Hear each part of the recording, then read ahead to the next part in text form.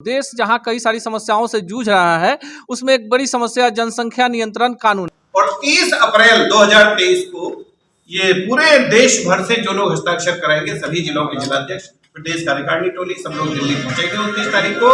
और 30 तारीख को गाजियाबाद से प्रारंभ कर जहां भी हम सब लोग रुकेंगे और प्रधानमंत्री कार्यालय की ओर सब लाखों लोग इकट्ठा होकर जाएंगे और वो पत्रक उनको सौंपे जाएंगे। हस्ताक्षर अभियान इसके समर्थन में जनसंख्या कानून।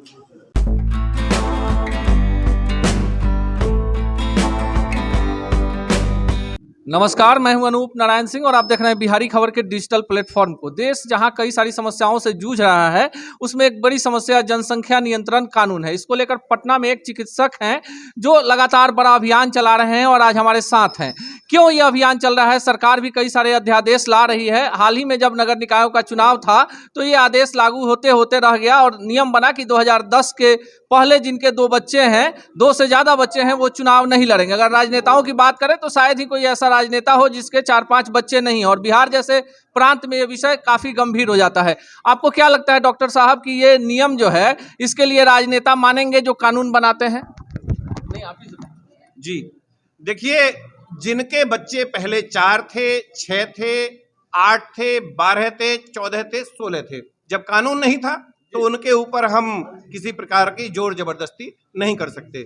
लेकिन जिस दिन ये कानून बन जाएगा, कानून बनने के 1 वर्ष के बाद कानून तोड़कर 2 से अधिक संतान उत्पन्न करने वाले, चाहे वो नेता हो और चाहे वो पंक्चर लगाने वाले हों, फल बेचने वाले हों, डॉक्टर इंजीनियर हों, सभी के ऊपर फिर वो कानून लागू होगा। इसलिए मात्र नेताओं को ही दोषी नहीं, सभी हम उसमें बराबर के दोषी हैं। क्योंकि कानून नहीं था तो इसलिए अब कानून बनने के बाद ये उनको कहा जाएगा, और बाकी जो पहले हुआ सो।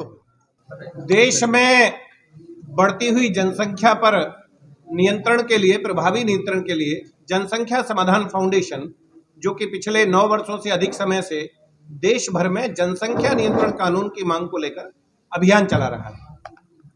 भारत की आबादी, भारत का क्षेत्रफल विश्व के कुल क्षेत्रफल का मात्र 2.4% है, परंतु लगभग 18% आबादी का भार भारत की भूमि पर हम वहन कर रहे हैं।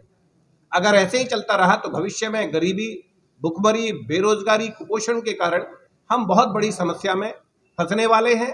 साथ ही साथ देश में जनसंख्या का उचित संतुलन बना रहे, जनसांख्यिकीय असंतुलन पर वार हो, उसके लिए भी देश में जनसंख्या नियंत्रण कानून बने और वह जाति, धर्म, क्षेत्र, भाषा से ऊपर उठकर देश के सभी नागरिकों पर समान रूप से लागू हो।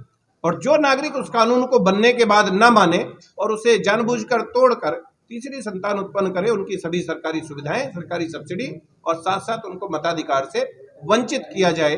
और फिर भी अगर जानबूझकर ऐसा लगे कि देश पर कब्जा करने की नीयत से हम 8-8, 10-10 बच्चे पैदा करेंगे, तो नहीं, ऐसी अनुमति देश में किसी को नहीं दी जा सकती।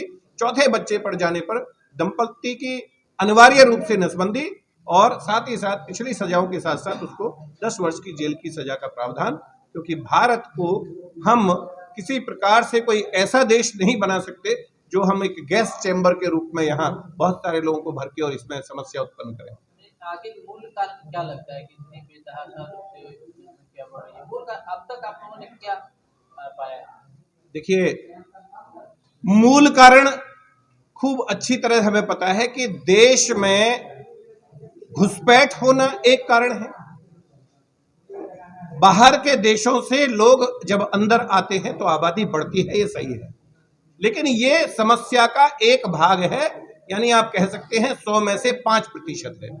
जो 95% समस्या है वह है अंधाधुंध संतानोत्पत्ति करना, अधिक से अधिक बच्चे पैदा करना, लोकतंत्र को लोकतांत्रिक तरीके से अधिक संतान उत्पन्न करके अधिक सर बढ़ाकर देश पर कब्जा करने की नीयत से अधिक संतान उत्पन्न करना, ये समस्या मूल है। संतानोत्पत्ति है तभी तो जनसंख्या बढ़ती है, और इसके मूल में कोई बहुत ज्यादा हमें रिसर्च करने की आवश्यकता नहीं है और उस पर वार किया जाना आवश्यक है। अब तो हमारे 2 का नारा कांग्रेस सरकार ने इंदिरा गांधी, अभी बीजेपी की सरकार है पिछले 8 वर्षों से, आखिर क्यों नहीं इस तरह का जो है कानून बन पाया? देखिए, किसकी सरकार है मैं इस विषय में बहुत ज्यादा नहीं जाना चाहता, लेकिन हाँ, जहां तक सरकारों की बात है तो भारत विश्व में पहला ऐसा देश था 1952 में जिसने फैमिली प्लानिंग कार्यक्रम प्रारंभ किया, विश्व में पहला देश।